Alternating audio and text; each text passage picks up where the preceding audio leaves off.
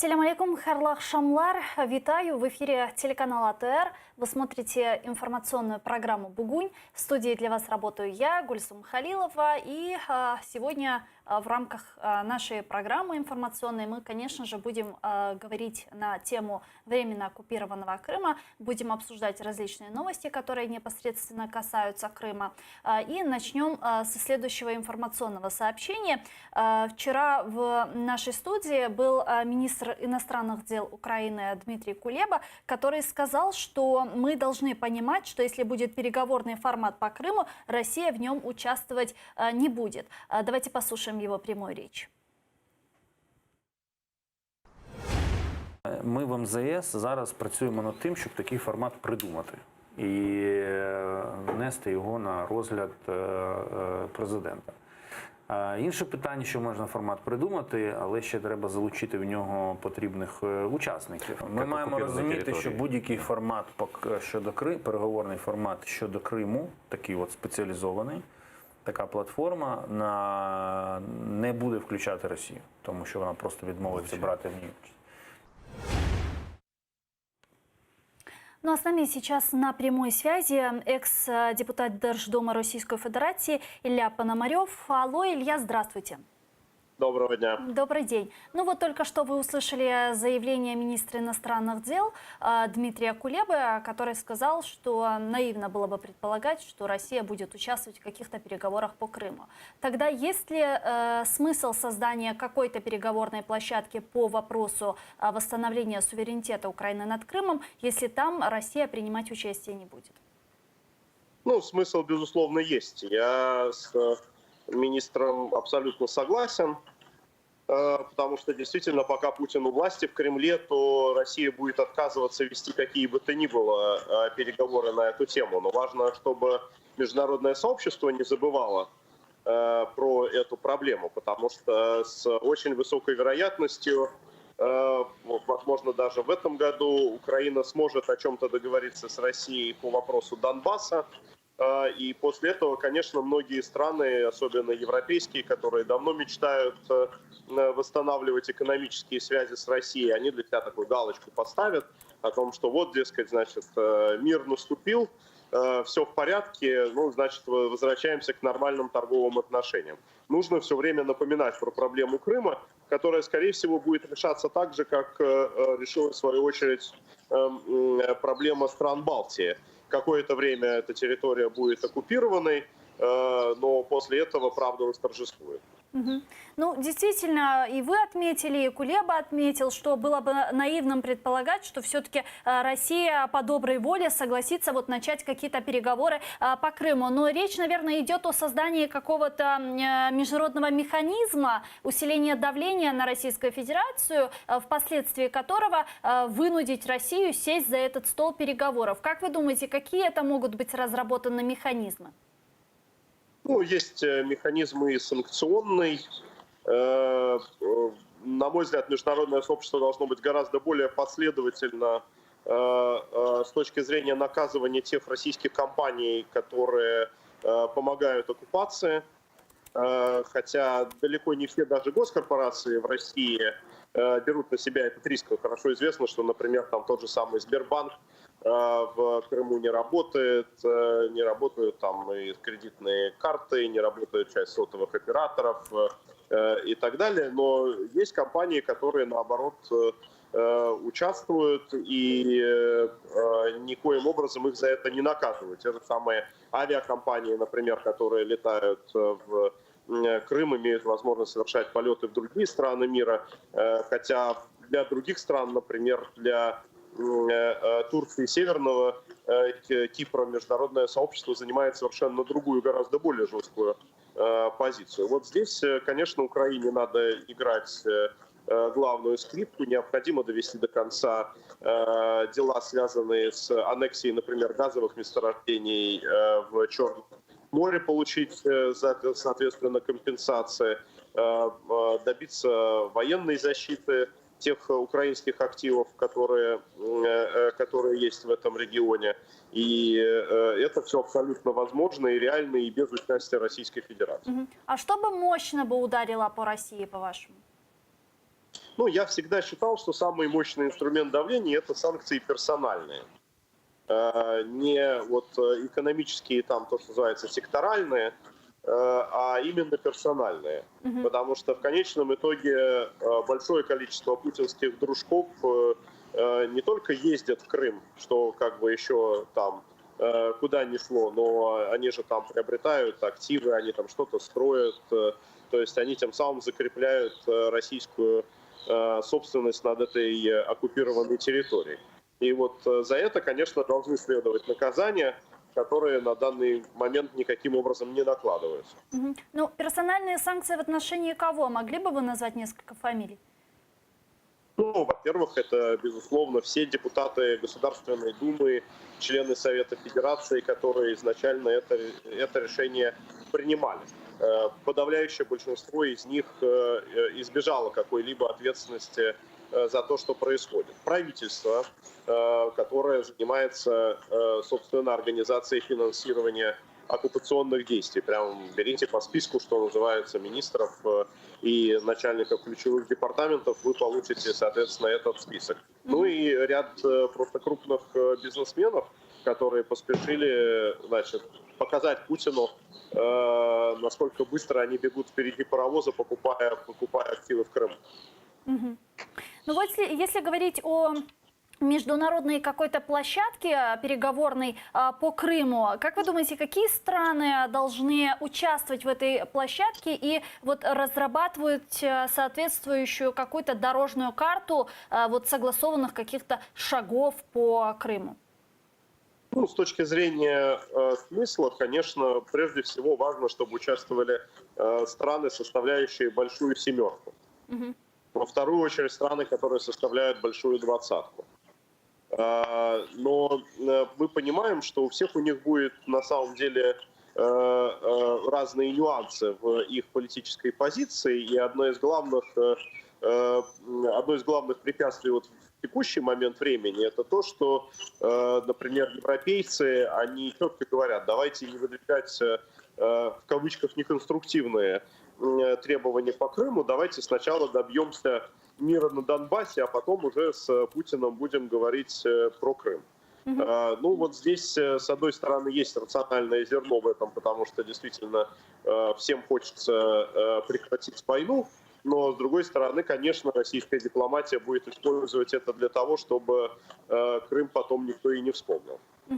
Вот вы выше сказали, что, возможно, в этом году уже будут какие-то решения по вопросу регулирования ситуации на востоке Украины. А почему вы так считаете и что это может быть? Ну, я думаю, что Путин просто в этом очень сильно заинтересован, и его, с одной стороны, очень сильно давит его окружение. Это просто на эту тему у меня есть очень много свидетельств непосредственно из Москвы, а с другой стороны, есть косвенные признаки, которые показывают изменения политики в отношении востока Украины. Та же самая замена Суркова на Казака и ряд других действий. Все это показывает, что Кремль берет курс на какие-то договоренности и надеется на то, что при президенте Зеленском эти договоренности могут быть достигнуты. Ну а с третьей стороны, просто очень благоприятный момент, потому что вот это там 75-летие Победы, все мировые лидеры приедут на хоть и отложенный, но все-таки военный парад, который случится в Москве, по-видимому, 24 июня. Значит, соответственно, с ними будут проведены соответствующие разговоры, и если будет возможно показать какие-то результаты по востоку Украины, глядишь, вопрос по санкциям и смягчится. Ну, вы знаете, что Козак недавно ездил в Германию, и вот 2 июня сейчас планирует ехать в Германию министр иностранных дел Дмитрий Кулеба вместе с главой офиса президента Андреем Ермаком. Каковы ваши ожидания от предстоящей встречи? Ну, сейчас действительно явно офис канцлера Ангелы Меркель занимается очень активно тем, чтобы следующая нормандская встреча была результативна. Тут еще и вопрос национального престижа, потому что на встрече в Париже был достигнут определенный прогресс, но он был очень неконкретным и пока не привел ни к какому окончательному результату. А немцы люди очень предметные, и, соответственно, они хотят, чтобы саммит в Берлине ознаменовался какими-то более или менее окончательными решениями. Поэтому канцлер лично ведет переговоры. Ну, сначала, безусловно, она провела переговоры вот с Москвой, потому что все-таки главное, от кого это зависит, это Кремль. Но, соответственно, сейчас очередь украинской стороны. Угу. Ну а Крым Германия готова обсуждать? Ну, обсуждать все готовы все. Вопрос в приоритетах и в очередности. Хотят ли европейцы обсуждать эти вопросы одновременно, вопрос восток Украины и Крыма? Очевидно, что нет, не хотят. Они хотят по отдельности сначала решить вопрос войны на Донбассе и только потом переходить к вопросу Крыма. Готовы ли они полностью отказаться от Крыма? Думаю, что нет. Но драться до этого, вот, до последнего, рискуя мирным процессом по востоку Украины, думаю, что этого тоже не произойдет. Просто если мы сейчас видим какие-то движения там в направлении урегулирования ситуации на востоке Украины и различные переговорные площадки, мы можем по-разному к ним относиться, и Минские соглашения, да, и нормандский формат, то по Крыму, к сожалению, ничего подобного мы не видим. Более того, уже спустя 6 лет все еще нет какой-то стратегии даже по деоккупации полуострова. И вот вчера у Дмитрия Кулебы в эфире Prime Айдар Муждабаев спросил этот вопрос, есть ли действительно стратегия по деоккупации полуострова. И вот что он ответил. Давайте его послушаем, не отключайтесь, пожалуйста. Довгий час дійсно нічого на цьому напрямі не відбувалося. Зараз речі заворушилися. І там я вже щось в РНБО ми поговорили, там ми з Міністерством реінтеграції територій окупованих поговорили. Я коли став міністром, то буквально, здається, на другий чи третій день покликав до себе із своїх відповідних співробітників і сказав, мене цікавлять наші бачення деокупації Криму. Це має бути у нас цей документ під рукою. Вони почали його писати, написали. Зараз він у мене на столі, я його читаю. Такий там не одна сторінка текстом. Ну вот как вы думаете, есть ли вообще какие-то стратегии, которые даже теоретически смогут одолеть Кремль?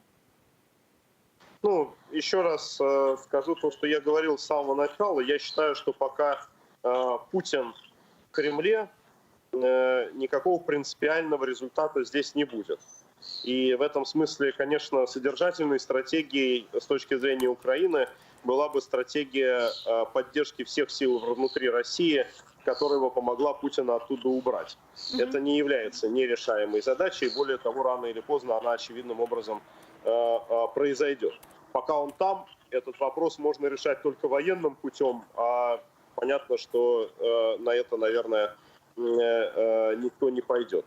Но готовить площадку для того, чтобы после ухода Путина этот вопрос был решен, это, безусловно, делать необходимо. И я как говорил, что действительно есть большая опасность, что этот вопрос может быть забыт, отодвинут, отложен в долгий ящик с точки зрения большинства международных лидеров. И вот этого ни в коем случае нельзя допустить. Это важная задача украинской дипломатии. Ну и последнее, что мы хотели у вас спросить. Есть ли у вас информация о том, как сейчас там в Россия справляется, российское руководство справляется с пандемией коронавируса? И вот эта вот ситуация с пандемией как-то повлияет на рейтинги Путина? Ну, сейчас эта ситуация уже повлияла на рейтинги, эти рейтинги снизились. Но я думаю, что когда карантин закончится, скорее всего, рейтинги несколько подрастут, потому что народ там ототрет пол со лба, скажет, слава богу, все закончилось, вот лето на дворе, экономика потихонечку начнет восстанавливаться, и, скорее всего, это положительным образом скажется на рейтинге власти. Думаю, что, кстати, в Украине будет примерно та же самая динамика.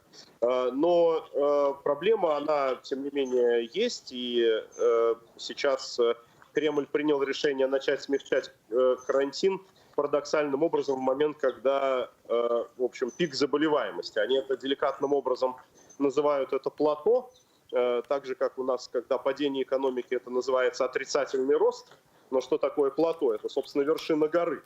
Это означает, что сейчас максимум заболеваемости, и уж если говорить о том, что надо было действительно вводить карантин, я в этом не совсем уверен, но если надо было его вводить, то было бы логично и подождать, когда начнется спад заболеваемости, а не когда они находятся на пике. Но, тем не менее, там, в общем, и статистикой манипулируют для того, чтобы оправдать свои действия, и Путин любой ценой хочет провести вот этот вот военный парад 24 июня. Для него это важно вот, внешнеполитически, важно с точки зрения взаимоотношения с Западом, поэтому, скорее всего, он будет активно в эту сторону двигаться. А кого мы можем увидеть из западных лидеров 24 июня на параде? Ну, думаю, что попытается он всех пригласить. Вроде как известно, что предварительные согласия давал и Макрон, и Меркель на то, что они приедут. Безусловно, будут приглашения и американцам, и англичанам, и канадцам, и китайцам. Все это была часть антигитлеровской коалиции. Но на каком уровне они приедут? Ну, китайцы наверняка приедут на высшем уровне. В конечном итоге это страна вторая после Советского Союза по числу потерь во время Второй мировой войны. Американцы и англичане, не уверен, но какое-то значимое представительство от них тоже будет. То есть такая политическая кампания может быть, и Путин это попробует использовать? Ну, это важная дата важнейшего события 20 века. Это колоссальная победа и огромные жертвы всех стран, участников антигитлеровской коалиции. Поэтому, конечно, в общем, народы этих стран не поймут, если их лидеры ее полностью проигнорируют. Спасибо большое. Илья Пономарев, экс-депутат Госдумы Российской Федерации, был с нами на прямой связи. Ну а сейчас с нами на прямой связи Борис Бабин, экс-представитель президента Украины в Автономной Республике Крым. Алло, здравствуйте. Доброго дня. Да, доброго дня. Давайте перейдем с вами к не менее важной теме, потому что, вот вы знаете, на прошлой неделе прошла пресс-конференция президента Владимира Зеленского, посвященная годовщине его президентства. И, собственно, вот во время этой пресс-конференции вопрос Крыма, к сожалению, прозвучал лишь один раз, да и то в самом конце. И Дмитрий Кулеба вчера в эфире телеканала АТР, министр иностранных дел Украины, обратился к журналистам и сказал, что не нужно забывать о Кримі. Давайте послушаем его. Це велика проблема українського суспільства і української журналістики. І я, користуючись ефіром, хочу звернутися до українських журналістів. Пишіть про Крим, говоріть про Крим, знімайте сюжети про Крим. Тому що коли ви думаєте, що лише держава цим має займатися Кримом і тримати постійно Крим в порядку денному, то ви помиляєтеся. Це задача нашого суспільства. Тому що ми почнемо втрачати в Крим в той момент, коли ми перестанемо про нього говорити. И если вы смотрели пресс-конференцию, и она действительно была показательной, вы наверняка видели, что вопрос Крыма прозвучал всего лишь один раз на протяжении всей трехчасовой пресс-конференции. Вот как вы думаете, вот чей это провал? Это провал украинской внутренней информационной политики? Это пробел журналистов или что? Почему Крым уходит с информационной повестки дня? Ну, к сожалению, можно говорить, что информационная повестка дня важна, но она не главная, поскольку, конечно же, можно что-то говорить, но при этом ничего не делать, да? Можно что-то делать, но при этом не особо в этом распространяться. Я думаю, что у нас наихудший вариант, мы ничего не делаем и, собственно, как бы не утруждаем даже себя какими-то высказываниями по этому поводу. Я, кстати, не смотрю такие пресс-конференции, как абсолютно бессмысленные, извините, долго играющие мероприятия. Достаточно почитать потом текстовку высказывания в виде стенограммы, этого вполне с головы хватает. Поэтому тут и власть в первую очередь, и, конечно же, медиа во вторую очередь, они достаточно синхронны в своем игнорировании этой проблематики. Это можно понять для медиа в определенном контексте, потому что на самом деле власть задает дискурс, власть утверждает во многом информационную повестку дня. И очень, извините, иезуитски пенять журналистам, что они что-то не освещают. Господа, а чтобы что-то освещать, нужно, чтобы что-то происходило. А если ничего не происходит, так, собственно, говорить не о чем. О чем мы будем говорить? О цвете галстука министра, когда он говорит о Крыме, или о чем еще? То есть нет никаких, повторюсь, содержательных действий, решений, кадровых, нормативных, организационных. О чем говорит журналист? То есть об общих вещах мы о них уже 6 лет говорим. Поэтому здесь, я думаю, что такая позиция власти, она цинична, но объяснима. Ну а почему все-таки такая позиция власти? Потому что если по вопросу Донбасса мы видим какие-то продвижения, видим какие-то тезисы, да, новости, которые звучат, а по Крыму, к сожалению, такого нет. Почему? По очень простой причине. Наша власть не создает повестку дня по обоим направлениям, а пользуется чужой повесткой.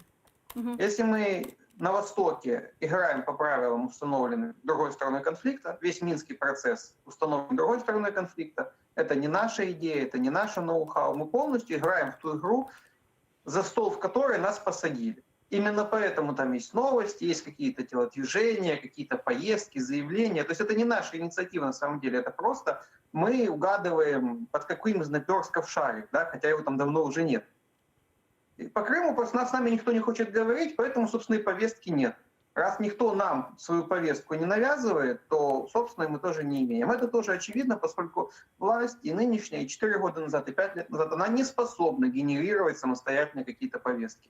У нас, извините, те люди, которые пишут эти документы, они там еще Щербицким воспитаны, у них нет потенции это делать. Это физически для них невозможно. Написать качественную повестку по Донбассу или по Крыму. Поэтому я, честно говоря, ничего не буду особо. Ну, как вы думаете, что должно произойти, чтобы Украина не реагировала вот на те информационные посылы, которые создает Москва и Кремль, а создавала именно свою повестку дня по Крыму, и более того, не просто ее создавала, а и успешно продвигала не только внутри своей страны, но и вне? 2 простых условия. У власти должны быть профессионалы, и у власти должны быть патриотичные профессионалы.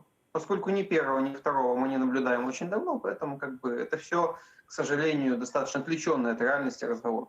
Ну и вот продолжая тему Крыма, вчера в нашей студии был министр иностранных дел Дмитрий Кулеба, который сказал, который ответил на вопрос нашего журналиста по поводу стратегии деоккупации Крыма. Давайте послушаем еще раз Дмитрия Кулебы, и у меня еще вопрос будет по стратегии.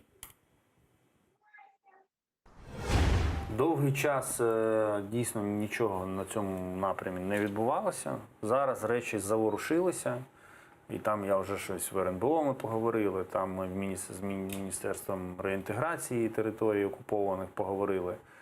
Я коли став міністром, то буквально, здається, на 2-й чи 3-й день покликав до себе із своїх відповідних співробітників і сказав, мене цікавлять наші бачення деокупації Криму.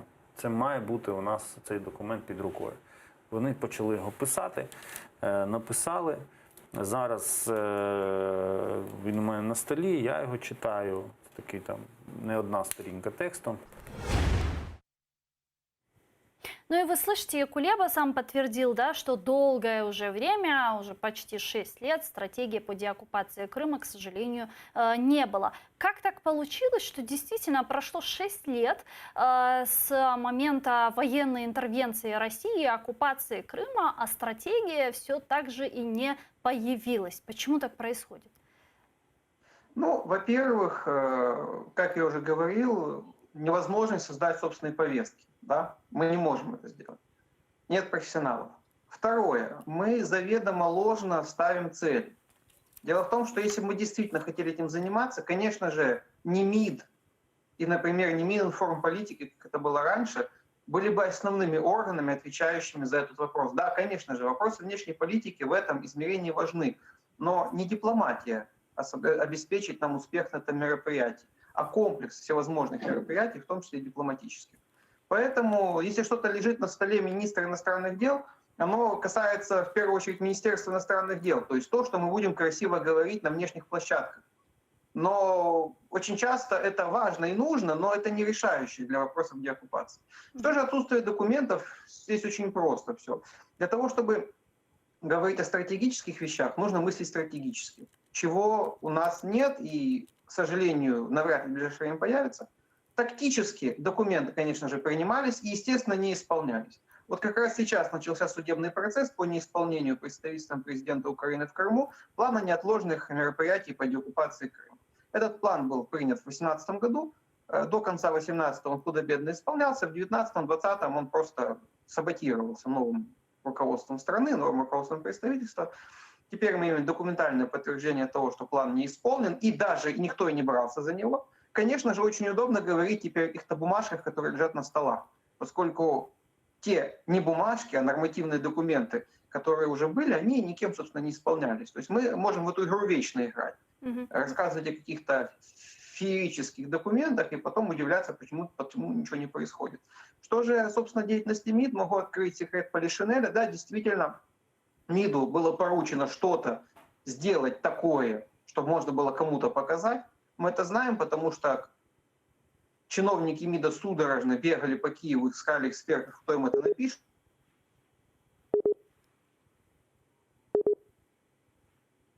Борис. Алло. Да, к сожалению, прервалась связь у нас с Борисом Бабиным, экс-представитель президента Украины в Автономной Республике Крым. Мы попробуем с ним еще раз связаться, а как мне подсказывает наш сейчас редактор, с нами на прямой связи народний депутат України 8-го созыва Леонід Ємець. Пане Леоніду, вітаю вас. Доброго дня. Одразу поправлю 7-го и 8-го скликання. 7-го та 8-го, так. Дякую. Ну что ж, вот мы сейчас говорили с экс-представителем президента Украины в Крыму с Борисом Бабиным относительно стратегии деоккупации Крыма. Ну и вчера в нашей студии был министр иностранных дел Украины Дмитрий Кулеба, который сказал, да, действительно, что на протяжении 6 лет, к сожалению, такая стратегия не разрабатывалась, ее не было, но вот сейчас он поручил своим сотрудникам в министерстве вот начать заниматься этим вопросом. Они написали там, предоставили ему какие-то там документы, да, написали свое видение по стратегии, и он там сейчас читает вот это то, что ему предоставлено. Вот действительно, вот хотелось бы узнать ваше мнение как парламентария, экс-парламентария. Вот почему действительно на протяжении 6 лет не было ничего по стратегии деоккупации Крыма? Как так вообще это сложилось? Ну, по-перше, це не зовсім відповідає дійсності, те, що не було жодної стратегії. Насправді, ну, давайте говорити про реальні речі. Росія і режим Путіна поверне Крим лише тоді, коли їх до цього змусять. Жодних добровільних дій вони в цьому напрямку вчиняти не будуть. Змусити їх можна два способи. Перший – це спосіб військовий, тобто силою. І тут, на жаль, одних можливостей України не вистачить. І поки з нами поруч не стануть літаки і танки інших країн, бажано НАТО, говорити про таку стратегію ну, можна лише теоретично.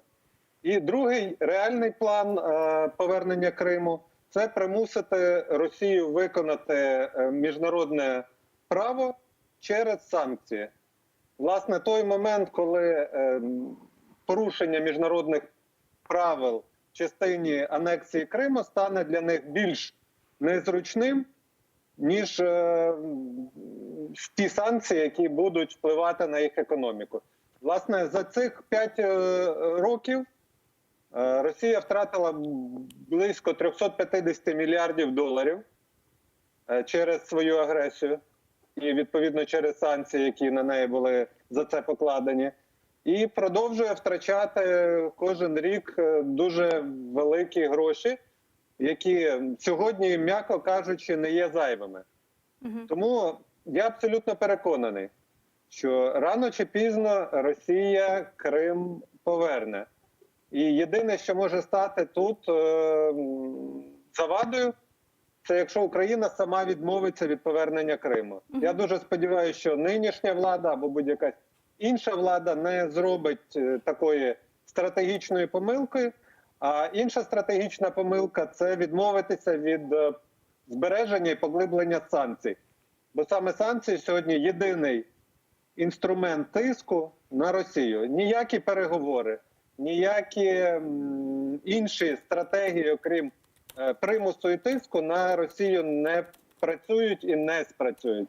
Тому цю стратегію ми витримували останніх 6 років. І, власне, якщо Україна не відмовиться від продовження цієї стратегії, вона, решті-решт, дасть свій результат. Ну, очевидно, что нынешние санкции, которые есть, они действительно приносят огромные убытки Российской Федерации, но они недостаточны для того, чтобы вынудить Россию, да, там сесть за стол переговоров, на котором бы обсуждался вопрос восстановления суверенитета Украины над Крымом. Как вы думаете, вы были членом украинской делегации в парламентской ассамблее Совета Европы, общались с европарламентариями, западными политиками. Как вы думаете, что должно такое произойти, чтобы Запад все же пошел на более радикальные меры в отношении России? Ну, щоб було зрозуміло, Захід, він різний. Там є країни, в тому числі і центральні країни, які визначають політику Євросоюзу. Частина з цих країн зацікавлена в тому, щоб повернути економічні і торговельні зв'язки з Росією, але їм не дає це зробити пряме порушення норм міжнародного права Росії через її агресію. І те, що ми постійно наполягали на тому, що або ми суспільство, яке діє в єдиних цивілізованих правилах, або тоді діє право сильного, і Росія та інші країни-агресори будуть завжди цим зловживати. Власне, ці аргументи діяли, проте вони мають накопичувальний характер. Тобто спочатку було визнання факту агресії Росії, як в Криму, так і на Донбасі. Після цього запровадження першого рівня санкцій, потім другого рівня санкцій. І з кожним роком ми наполягали на те, що Росія, очевидно, недостатньо цими санкціями спонукається до виконання норм міжнародного права, а тому ці санкції потрібно кожного року поглиблювати. І, власне, те, що Росія жодного дня не зупинила обстрілів на Донбасі і відмовилася виконувати будь-який пункт Мінських домовленостей в частині безпекових вимог, це і стало підґрунтям багатьох рішень як ПАРЕ, так і інших міжнародних інституцій. Тому Україна має залишатись на позиції. Якщо цих санкцій недостатньо, щоб примусити Росію зупинити агресію, значить санкції мають бути поглиблені. Проблема в чому? Однієї України для того, щоб тиснути на Росію через санкції, недостатньо. Нашого товарообігу і нашого впливу на економіку Росії недостатньо, щоб самостійно на неї впливати через санкції. Лише якщо весь світ і, перш за все, європейські країни і Сполучені Штати об'єднаються в цьому тиску через санкції, це має ефект і вплив. І саме тому завдання нашої дипломатії і дипломатів – це цей тиск постійно поглиблювати, підвищувати і робити утримання Криму для Росії з кожним днем, з кожним місяцем все більш коштовним, все більш таким, що наносить шкоду їх економіці і, власне, ставить під питання ефективність їх влади. Ми бачимо, рейтинги Путіна падають як ніколи за багато років. І тут якраз діють і санкції, і епідемія коронавірусу, і ситуація з ціною на нафтопродукти. І ці всі речі доповнюють одну одну. Їм було б набагато легше пережити коронавірус і кризу з нафтою, якби не було санкцій. Але от це все якраз той унікальний момент, яким Україна має користатися.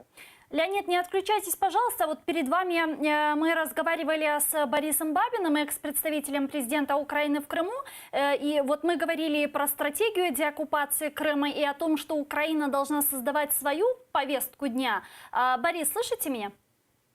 Да. Да, и вот то, что Украина должна создавать свою повестку дня, и мы действительно этот вопрос обговариваем уже на протяжении нескольких дней. Говорили вчера на эту тему и Залищук, и одним из способов вот создания своей повестки дня мы говорили, что это может быть создание крымского правительства в экзиле, в изгнании. И давайте сначала послушаем, что сказала Залищук по этому поводу, и еще хотелось бы обсудить с вами этот вопрос.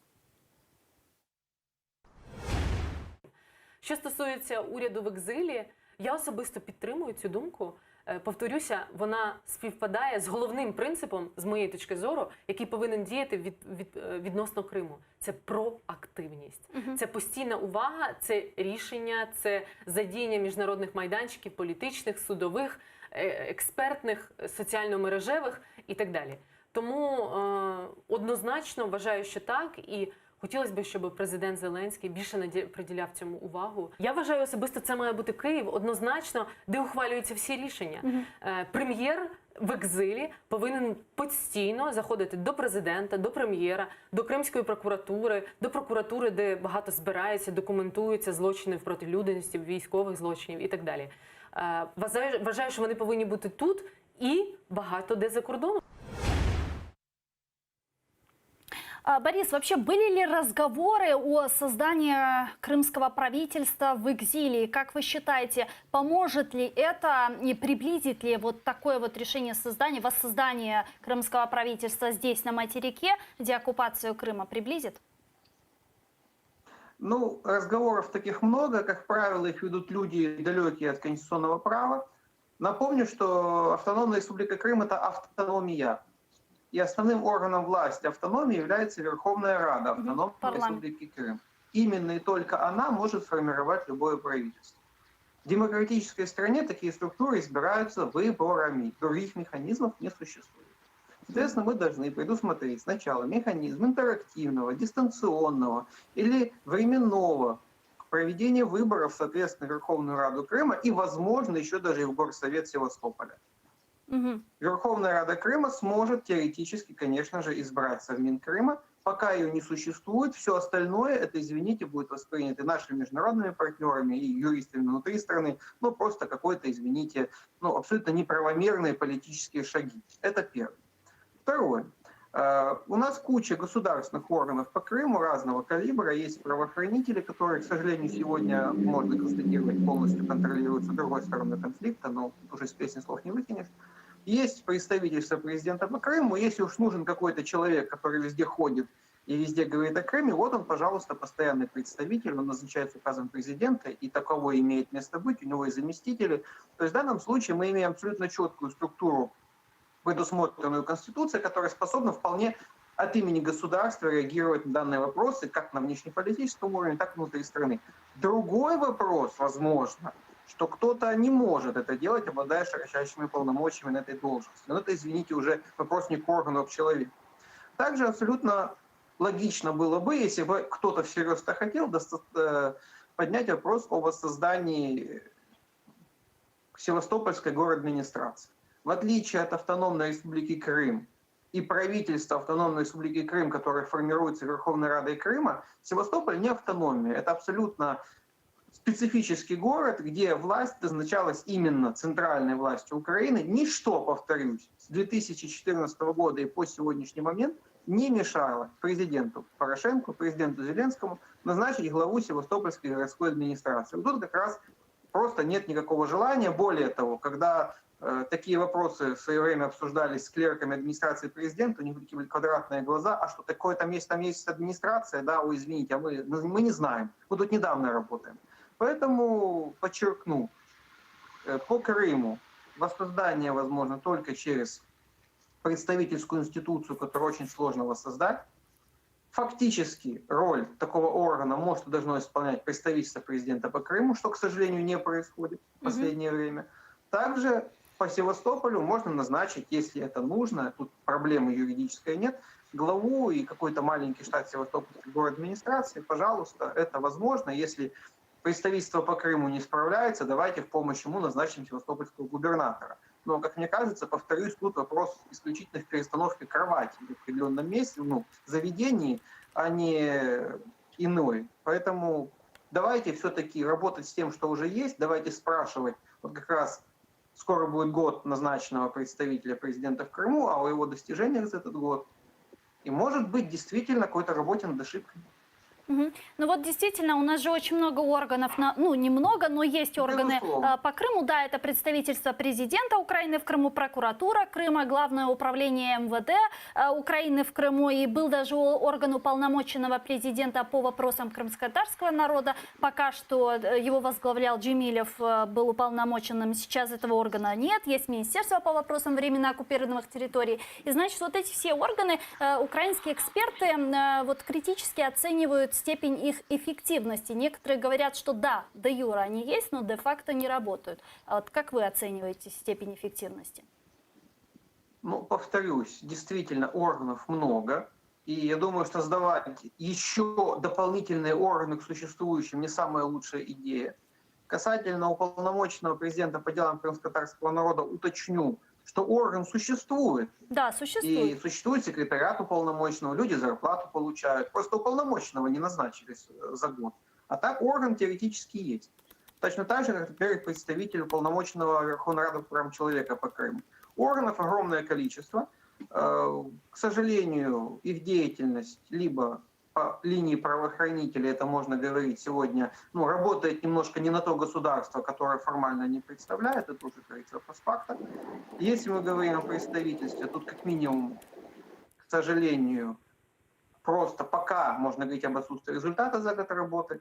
Поэтому нет нужды, как по мне, создавать новые органы. Есть смысл вообще хоть как-то заняться кадровой организационной политикой по существующим. Например, не секрет, что то же самое представительство по Крыму, оно спешно уехало из Херсона, переместилось в Киев, так удобно новому руководству руководить из дома. Почему из дома? Потому что нормальных помещений в Киеве орган не получил. Все работают на коленке, но это удобно кому-то очень, что орган, извините, превратился в цыганский табор, который кочует с адреса на адрес и занимается исключительно вопросами самобытия. Понятно. Поэтому, к сожалению, тут кадры и обеспечение решают все. Спасибо большое. Борис Бабин, экс-представитель Украины президента в Крыму, был с нами на прямой связи. Леонид, как вам идея относительно создания крымского правительства в экзиле? Приблизит ли она деоккупацию Крыма и нужно ли ее создавать? Ну, дивіться, те, що складно, не означає неможливо, було б бажання. Сьогодні можливості у влади є. Є президент, у президента є більшість в парламенті, тобто ніяких там додаткових дискусій, якщо б була висловлена така ідея з Офісу президента, б не виникло. Просто б взяли б в цьому їхньому турборежимі, проголосували і все. Але моє бачення, і вибачте, я думаю, що нашим людям, які хочуть повернення Криму, буде неприємно це чути, але я бачу, що влада цілеспрямовано ігнорує питання Криму. Тобто мова навіть не про те, що немає часу, не доходять руки, є інші проблеми, а сьогодні українська влада не хоче, очевидно, дратувати Росію і персонально Путіна підняттям і загостренням питання Криму. Сьогодні під грифом мирних переговорів щодо Донбасу прийнято, очевидно, рішення, що Україна не педалює питання Криму, його повернення, а такі рішення, як відтворення, точніше, Верховної Ради Криму, уряду Криму, місцевих рад там Севастополя, це б якраз і було тим дратівливим чинником для Росії, бо це б нагадувало їй всьому світу про те, що Крим був, є і залишається з юридичної точки зору міжнародного права саме українською територією. І, мабуть, в цьому криється і відповідь, чому нічого не відбувається. Тому що деякі речі, вони, м'яко кажучи, вже готові до впровадження. І єдине, що їх зупиняє, це відсутність політичної волі президента Зеленського і його команди. Наприклад, зміни до Конституції в частині уточнення і конкретизації тих обіцянок, які давала Україна кримсько-татарському народу, вони вже давно готові, напрацьовані. Є текст, Конституційна комісія підготувала пропозиції для голосування, і все, що треба зараз зробити, це проголосувати. Голоси на це в парламенті Ну вот є. вчера вот в нашей студии был народный депутат из «Слуги народа» Василь Мокан, который сказал, что одной из опций деоккупации Крыма есть вот принятие этих поправок в Конституцию Украины и создание крымско-татарской национально-территориальной автономии. И найдутся ли голоса на конституционные изменения в парламенте? Вот он рассказал и ответил на этот вопрос. Давайте его сейчас послушаем вместе. Внесення змін до Конституції, які можуть дати правові інструменти по деокупації Криму, по міжнародних судах, по відновленню історичної справедливості. Це внесення змін до Конституції стосовно національно-територіальної автономії. І я думаю, що в цьому напрямку також треба рухатись. Це вже все-таки спільна робота президента і Верховної Ради. Чому спільна робота? Тому що я є прихильником, наприклад, коли такі речі, досить такі серйозні і доленосні для нашої держави, все-таки мали би ініціюватися з боку глави держави. Як вона тільки з'явиться у парламенті, я впевнений в тому, що 226 голосів вона назбирає точно, а далі ще питання активної адвокаційної кампанії, тому що 300 голосів завжди у парламенті збирати складно. Хоча я вважаю, що тут мали би об'єднатися всі проукраїнські і державні сили. Ну, вы как услышали, вот правящая партия, а именно вот Василь Мокан в данном случае поддерживает идею создания крымско-татарской национальной территориальной автономии и говорит, что если 226 еще найдутся, то для конституционного большинства все же нужно вот какое-то объединение, поддержка других фракций. Станет ли вопрос автономии объединяющей силой в парламенте, как вы считаете? Наберутся ли эти 300 голосов? Дивіться, те, що я почув від Василя, це дуже конкретна історія. Тобто голоси є, але немає подання від президента законопроекту. Тобто єдиний, хто сьогодні тормозить цей процес, це президент, який не робить подання. Ну от все, що я почув. Я певен, що 300 голосів в парламенті є, і це об'єднає, звичайно, об'єднає і владу в особі монобільшості Зеленського, 250 чимось там у них голосів, і ще 50 голосів точно дадуть «Європейська солідарність», «Голос», «Батьківщина» і багато депутатів-мажоритарників там буде, я певен, за 300-400, можливо. Ну, хто не проголосує, це ОПЗЖ і ще там буквально якась частина депутатів проросійськи налаштованих. Між іншим, частина з них є в слузі народу. Але 300 голосів там буде з головою. І ще раз повторюсь, це ж не мої слова, не мої вимисли. Це говорить представник монобільшості фракції «Слуги народу». Каже, все готово, чекаємо лише подання президента. Вже рік як чекаємо, і очевидно, ну це вже не просто недостача часу для цього, це вже позиція. Спасибо большое. Народный депутат Украины 7 и 8 созыва Леонид Емец был с нами на прямой связи. Ну и следующая тема, которая не менее важная, которую, конечно же, мы хотим обсудить, это вступительная кампания в высшие учебные заведения Украины. И с нами сейчас на прямой связи ректор Таврического национального университета имени Вернадского Владимир Казарин. Здравствуйте. Добрый день. Добрый день. Ну что ж... Как сейчас идет вступительная кампания, когда она все же начинается и как абитуриентам из временно оккупированного Крыма сейчас поступать в вузы Украины? Ну, положительная информация состоит в том, что, во-первых, осветные центры Крым, Украина, Донбасс, Украина сохранены. В этом году был период, когда мы колебались, нам казалось, что тут могут быть приняты неправильные решения. Я всех хочу порадовать, они сохранились, и та вся система поступления в те университеты, которые включены в эту программу без ЗНО, она действующая, и я всех приглашаю выпускников ехать к нам поступать. Кстати, те, которые заканчивают школу, мы ждем, чтобы они приехали без ЗНО, поступали в университет, а те, которые, например, заканчивают 9 класс, я предлагаю им не ждать поступления, выпуска из 11 класса. Приезжайте к нам после 9 класса, и мы вас возьмем в колледж при университете, где вы получите первый диплом младшего специалиста за 1,5-2 года, и оттуда сразу можете идти на 3-й курс в университет. То есть в этом смысле, пока ваши сверстники закончат школу, вы уже получите 1 диплом и уже будете учиться на 3-м курсе другого университета, другого высшего учебного заведения. Это раз.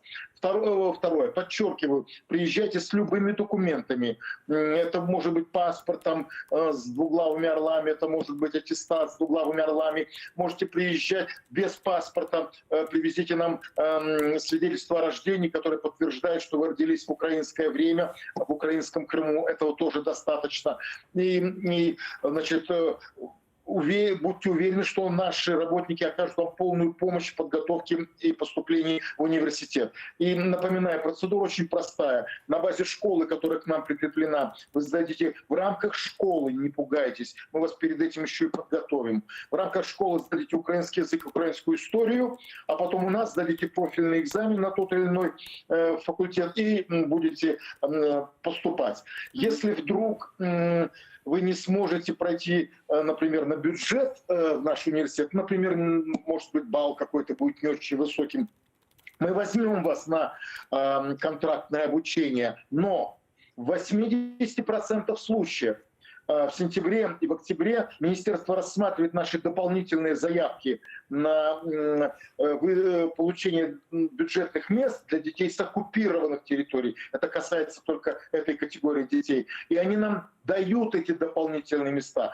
Я хочу сказать, что поступление на контракт – это такая промежуточная форма, чтобы потом снова стать студентом с бюджетными условиями обучения. Владимир Павлович, вот это все положительно. Сдвигается кампания, она не начинается 1 июля. Она будет в этом году происходить в августе. Но зато и закончится она не в сентябре, как это было все эти годы. Она до конца октября будет продолжаться. И у вас будет дополнительное время, компенсацию вам тоже как бы предоставят.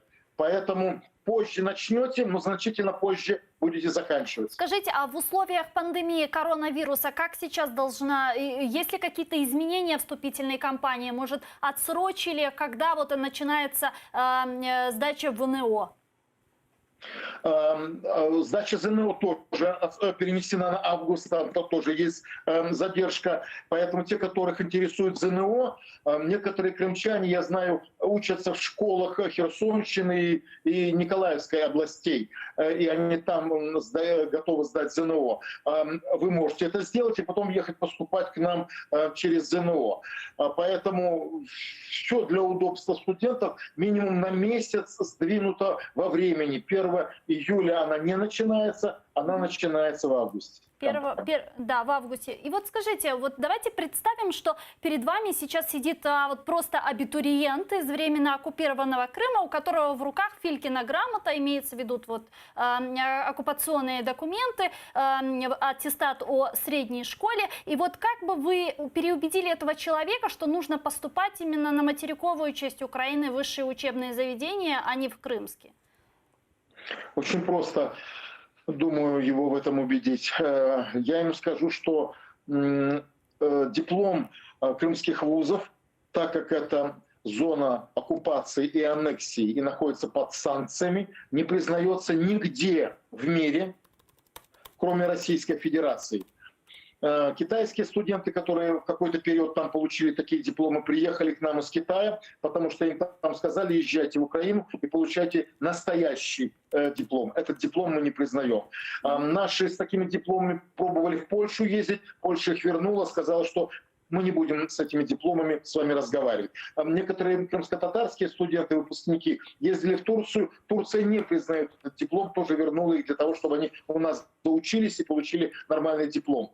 Но я сказал, кроме России, на самом деле практика показывает, что даже в Российской Федерации этот документ в целом ряде регионов вызывает вопросы, сомнения, и их, например, не так давно семья с ребенком уехала в Новосибирск, и там нельзя ребенка на учебу, сказав, что они не знают такого федерального университета. Крымский, тем более, что Крым уже давно не федеральный округ, а в списке федеральных университетов есть только Южный федеральный университет в Ростове.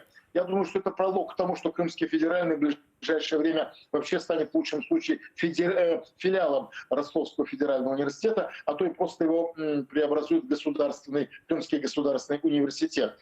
Это одно. И второе. Если вы молодые, вы должны быть свободными людьми. Приезжайте учиться в Киев. Хотите в Таврический университет, хотите в другие университеты. Там много университетов работают по этой программе Крым, Украина, Донбасс, Украина.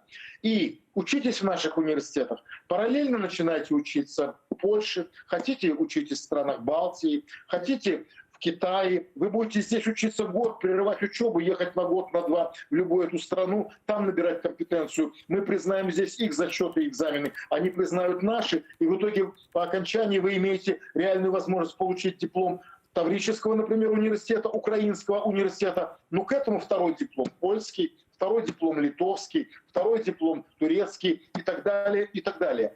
А если вы будете еще больше напрягаться, то вы имеете право год-полтора в одном вузе отучиться, потом поехать в другой университет, учиться там, и эти зачеты, экзамены признаются. Потом в третий. У нас есть случаи, когда дети получают 3 диплома, вот таким образом организовывая свою учебу. Европа приветствует свободное передвижение студентов, и она обязывает нас достигать соглашения между вузами о признании экзаменов, зачетов, сданных в этих вузах. Спасибо большое. Спасибо, что связались с нами. Владимир Казарин, ректор Таврического национального университета имени Вернадского, был с нами на прямой связи. Ну, а мы не прощаемся, мы прерываемся буквально на несколько минут. Далее в этой студии будем встречать следующего гостя. Не переключайтесь. Коруш Кенджи, достлар.